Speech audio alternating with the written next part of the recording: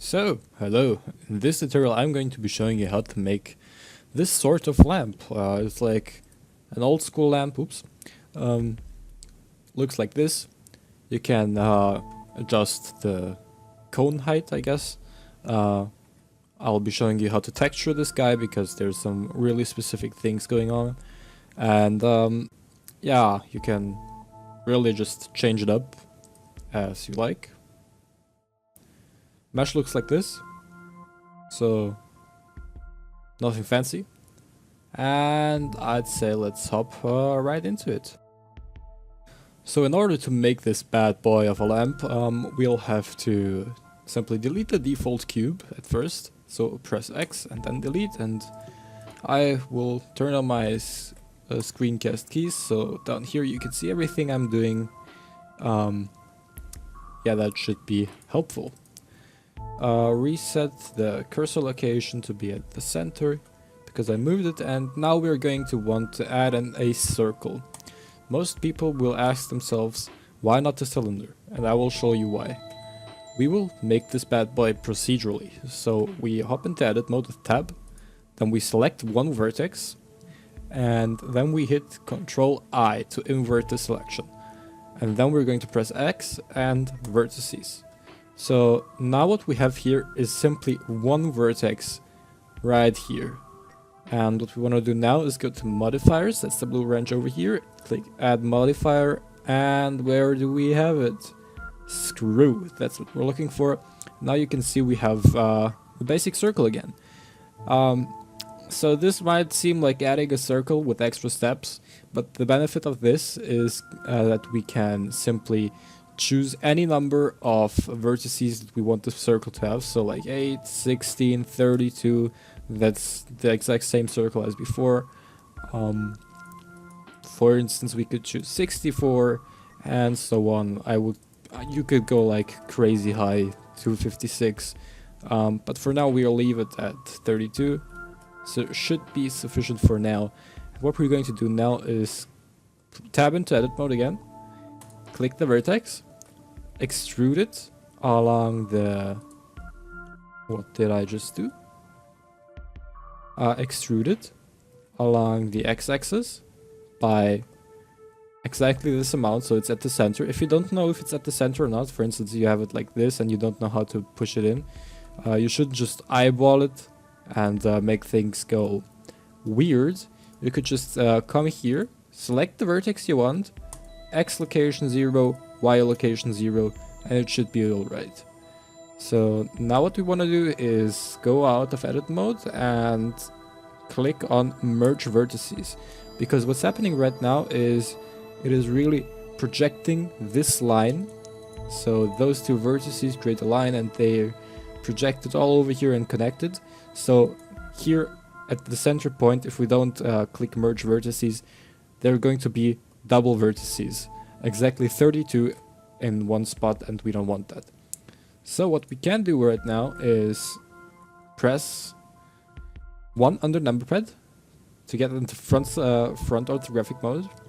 Press on click this vertex right over here, press E, Z, and you can see we can give this boy some thickness. Now how much you want really depends on what you want. So I'm just going to be going up like this, and this should really be sufficient. Now I'm going to press E again and bring this bad boy right in here like so. And I want there to be like a dip right here, to like dip inwards. So I'm going to go in and click on those two vertices, press F3 and go subdivide. And now I can just create that dip by selecting it G, Z, and making that dip. It looks really janky right now because it's still very low poly. So that is why we have the screw modifier.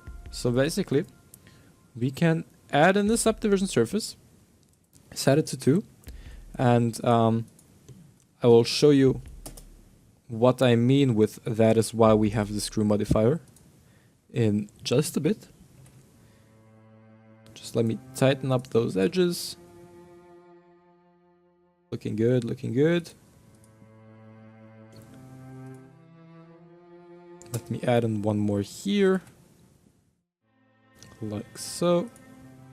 Move this one up. And where's the one with the dip? Right here. Let me move that in. Did I just hide it? Yes. Sometimes I'm pressing H instead of G and it's really annoying. So effectively I have just erased my dip, so I'm going to have to place that guy in again and create that dip. Yeah, so we have efficiently made a disk with a dip that is being raised at the center, which is not really that huge of an achievement, but I can already show you right now what I meant with that is why we added the screw modifier.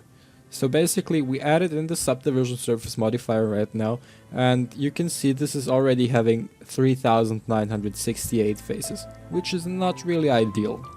So what we can do now, instead of having to decimate the edges with the cylinder because of the high vertex count or face count, we can just go in here, because there is practically no vertices going along here except for the one you manually placed.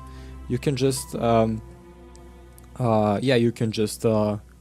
effectively go in here and say steps, let's say 16. You can see it shrinks a little bit, but don't get yourself scared of that. You can just scale it out later if you want that. But the thing is, you still have a very nice circle. You wouldn't be able to notice any stepping issues. Maybe we can even go to 12. 12 is a little too little. 16 is fine. And we brought that face count down to 1984. And we can tweak that later. For instance, if we want the whole thing to be smoother, we can just crank that up to 3 and bring this down to, like, I don't know, 8. And then we have a smoother curve here, and it smoothens out everything around here. So that is the whole point of the screw modifier, to be flexible with things. Anyways, let's go right in here, press E, Z, and as you can see, if you bring that up, it's just going to extend that dip that we made. I should stop saying dip all the time. I'm going to bring it to, like, up here, and then press E, Z, or E and Z again, because I don't want it to, like, extend all the way to over here, because it's getting a little too thick down here. I'm thinking about actually pulling those in a little bit more, so I'm just going to press G and X to bring those in, and yeah, we have something a little bit more like what I imagined it to look like. Obviously you could go as thick as you want, you can have like a real chunky boy here, but let's not do that. I don't know if it's effectively the same as before, because I just moved it out again, but let's not think about that. So now my lamp height should be around this tall, and I'm going to subdivide here again and bring that down a little bit. Now I'm going to press subdivide again, add in a few of those, and yeah, let's just go F3, checker the select, and we do not want this top vertex to be affected by this, so we're going to set the offset to 1. If you have like an uneven count, I think it might not be up there, but I like even counts, so yeah, deselect this one. What have I done? Well, great. Let's move those in, and you can see that we are getting a really weird shape, which we can fix right now by just going in here, subdivide. The whole thing about this here is really just subdividing the heck out of things. Let's go 0.6, negative 0.6, yep. So I'm just pressing GG, 0.6, and subdividing this, selecting the middle point, GG, 0.6 and then negative, then subdividing this, then GG 0.6 and moving that in. Now subdivide this one. Oops. By the way, while I'm doing this really interesting task, we have hit over 100 subscribers on this channel, which I'm really thankful for. It's really nice to see my channel growing like that. I'm not willing to say in such a short amount of time because really I'm just lazy and not really innovative. I've had some paid client projects and I haven't really been working on YouTube all this time because of that. So I just didn't have any ideas as to what to put on this channel. Let's make one more. Just like have it slant in here. Maybe a little bit lower. Yeah, it's really hard to come up with original ideas that looks acceptable. It's really hard to come up with original ideas as to what to make for YouTube. At least for me. Like, oftentimes I find myself modeling something and being like, oh, could this be a YouTube tutorial? Then I find myself saying, no, it could not. Because this takes bloody ages to make. And people don't want to watch you doing the same thing like an hour straight. So, yeah. Anyways, enough talking. We have officially made our lamp posts, if you can call it, or the leg of the lamp, or whatever you want to call it. I'm not an Englishman myself, so I will not be the judge of that.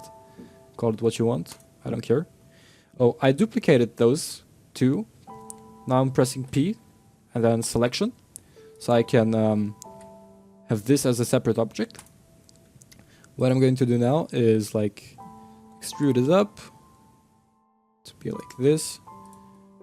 Give this another subdivision. GG, move it out. Really no magic going on here. And I'm not really someone that makes a lot of lamps, as you can probably tell. And you won't be seeing the inside anyways. I'm just making something up right now. So I'm just going to hit solidify and maybe make that go inwards. Looks bad. Not too bad, so it's good enough. Have some hardened or auto smooth normals. Yeah. Looks good enough, I'd say. Let's make that move outwards and select the whole thing, duplicate it, press P, selection, and now have that one go inwards. Beautiful. Now what I can do is get that up. Oops, that was the wrong one. Get that one up, like so. And maybe, yeah, we don't need to solidify. E, X, and zero that out, and subdivide. Really what I'm doing right now is making the light bulb. You can make it look whatever you want, I don't think there is strict rules as to what a lamp should look like, but if there are, feel free to correct me. So if you're wondering, this is like the casing and this is like the metal part of the bulb, and now I'm just kind of making up the glass parts. probably not the prettiest light bulb you'll ever see in your life. Yep. By the way, we're still using that same old thing from down here. So I'm just duplicating it over and over again. Now we have this, which doesn't look that bad. Actually looks better than in what I did before. Thing is, you won't be able to see it, so I'm just not going to stress about it. Let's make it go inwards. Just give it some thickness. Should be good enough. Move that boy a little bit down so it clips with this. Because we're going to be shading this, and glass tends to behave a wee bit weird. So I'm just going to go cursor to selected and add in, like, I don't know, let's say a plane, and move that guy right over. Wait, go into edit mode, move him like here by pressing Control. Now we have that. Just going to scale it in like so. And thing is, I'm just making that little thread, which, believe it or not, you have to make in order to make the lamp look realistic. Even if you don't see that thread, it's just better to have it like this, because the lighting spreads out in the... Where's the skin modifier? There. The lighting just spreads out like so. And I just said like so, and there was nothing on the screen. It spreads out in a really specific pattern where you have to have like at least this shape. You could obviously add in the subdivision surface and make it real smooth, but maybe I'll even do that. But only like this. Good enough. Yeah, if we were to give this a quick preview render, I'm going to set this to 0 for now and go into cycles. You will see absolutely nothing, darkness, nada. And this won't change at all until we give this a glass material. So let's go to transmission, set this to 1, and roughness, set this to 0.01. And now we need that stick inside to be emissive. So surface, E for emission. And now we can go, let me turn that off. Now we can go like crazy high. Let's go like, I think I chose like 5,000, which gives off a really good amount of light, which will be refracted by the glass, and there will be a lot of things going on with the glass that we don't want to happen. So what we're going to do is head into the shading workspace, shading like right here, and because Cycles is calculating caustics, which is basically what you can see on the screen right now, like those little lights being scattered while moving through water or glass. You will have, you might have seen it if you ever went to like a water park or anything like that. Like at the bottom you have those light refractions, and Cycles is really trying to do that, and it sucks at doing that. So, which doesn't mean Cycles is bad, but Cycles is bad at that specific thing. So let's just add in the mix shader. Place it right in here, add in the transparent shader. And bring that in here. We need to make this white, by the way. So the base color to be white. This is also white. Now we add in the light path node. Light path like this. Is shadow ray. We plug that in here, and basically a lot of people just tell you, yeah, plug that in and it's going to be okay. Not explaining you what it does. I'm not going to explain you everything here, just that is shadow ray. So basically, when Cycles renders out an image, it casts invisible rays from the camera into the scene, and like When it hits the surface, it like bounces around inside of the glass bulb, or if it's not glass or anything like that, it just bounces straight off. And so it casts a shadow. It casts a shadow from the inside, which then casts shadows on the outside, and it's basically bouncing around everywhere, which creates a lot of noise because it's indirect lighting, and again, Blender is not really good at indirect lighting. Basically anything that has to do with ray tracing is not really good at indirect lighting, but that's just the reality of things. So basically what this does is, if there is a shadow being cast from this object, so the light from the inside goes into this, creates a shadow on the ground, just make it transparent, don't further think about it, don't refract it or anything, just make it transparent. So there is basically no shadow coming off from this light bulb, which isn't really realistic, but you're not going to be noticing that shadow anyways, because there is nothing to notice if the light is coming from inside. Maybe there would be a caustic, but also there is a lampshade right in front of it, so you wouldn't really be able to see that as well. So in this case, this is perfectly fine. And what it allows us to do is have this put all the light outside of this glass, while still having those reflections in the glass if you were to see that glass any which way. But that is just how it is. So now, lampshade time. This is going to be fun. So I'm just going to be stealing again from our guy here. Let's just do it in the layout tab. Yeah, so let's just steal those 4. I can manage to grab them. Shift D to duplicate. And we have a ring, ladies and gentlemen. So we're going to move that up, press P, selection, and grab that, go into edit mode again.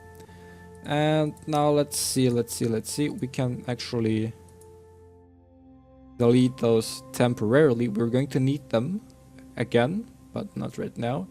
So dissolve vertices right here. And now we're going to make the lampshade. Let's bring this down here, somewhere over here, bring this out a little bit, bring this in a little bit, make it real tall.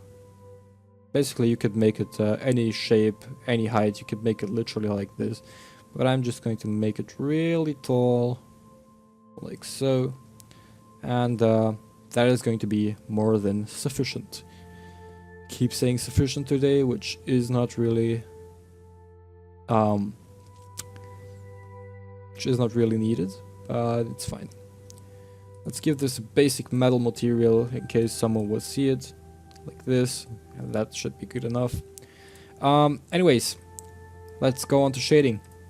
First, the lampshade, because I know you want to see this, but I'm not going to show you yet, because I'm a bad boy. So let me tell you that lampshades usually look like this, and they most of the times have like a metal ring or a plastic ring, depending on how much the lamp costs, at the top and at the bottom. Not always, but sometimes. I'm going to show you how to do it, and it's a really cheap and easy method on how to do it. You didn't notice it being that cheap when I showed you, so there is really nothing to complain about. If you're not looking for it, you're not going to notice it. So now let's add in a what do you call it? It's not a fall off. It's not. It's a gradient texture, like this. Enable the under Edit Preferences. You will have this window pop up. Go to Add-ons and type in Node Wrangler.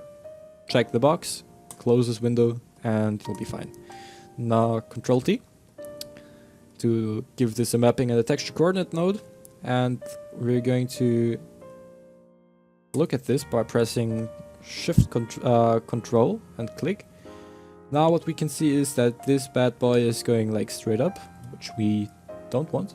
So we're going to get to this Y rotation, set it to 90, and you'll see it goes like up, and stays there.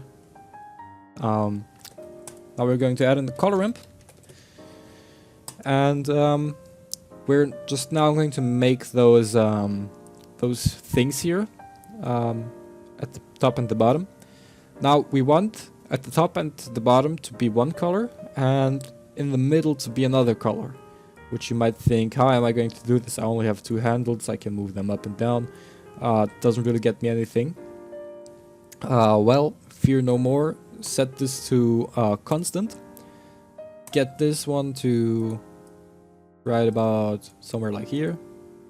Get this one. I'm going to set this to 0.95. Going to set this to 0.05. And now we have something at the top and at the bottom, which you can always like move as you like. But 0.95 seems to be good enough for me. Which I'm going to extend a little bit more. And it updates automatically. Maybe not if you move it like this, but once you tab in and out of edit mode, it should update. Looks good, looks good. Maybe like so. And looking good. Maybe a little bit more in. I am wasting both mine and your time, which is really good. Set in the mix shader, and now we're going to mix the two parts together, which you can see right now. So this here has one material. I can make metallic. Now you can see that it's metallic. Yeah, so that's the basic thing about it. Now I can duplicate this and plug it down here, and let's not make it metallic. And you will see this already starts to look like a lampshade. Now this looks really two-dimensional. So what I'm going to do is add in a solidify, which helps out a lot, and the bevel modifier. Set the bevel to angle, that in a few segments, and that should be good. So anyways, let's give this a material. I'm going to make this a basic white thing. You can add in a texture just like you would add it to this, which I'm going to show you in a bit. Subsurface color, this should be okay. Yep, this should be okay. Subsurface, I'm just going to make it a full one. Roughness can stay like this. Minimize this, bring it down. Now, how do we texture this bad boy? Well, damn, I gave myself away. We don't actually need to. It should stay white anyways, like I said it. But now this one, how do we shade it? Thing is, you can't really do seams because there's only one edge, and if you place a seam along this edge, every edge is going to have a seam, which will make this look really, really weird. So there must be one good way to do this. I'm going to just get into my textures right here and get this wood fine dark 4K, which I got from polygon.com, really good site for textures. It's 3, I think. Not 3, it's free. So now you can see it's really spiraling along here, and it's really weird and everything. We can press Ctrl T and make this go object instead of UV. That should help clear things out. This is basically how you will texture this whole thing. Now you can have you can see some stretching down here, which also wasn't my final render, but I guess you could set this to box, and you would have something that looks a little bit better. And indeed it does look a little bit better. I'm going to set the blend to 0.25, and should be good enough. No stretching. Looks good. Anyways, what do we have here? The displacement map. Just connect that up. Let's move that out of the way. Displacement goes in here. It's taking a really long time. Set it to non-color data. Add in the bump node. Move that right over here. That is too much. 0.5, 0.25, 0.05. 0.05 is too little. 0.1. 0.1 looks good. Let's add in a normal map. Again, non-color. Place it in here. To the normal and add in a normal map. In between, like this. I'm going to set it to 0.5. Let's get this gloss texture. And as I said it's not a roughness texture, it's a gloss texture. Which is also non-color.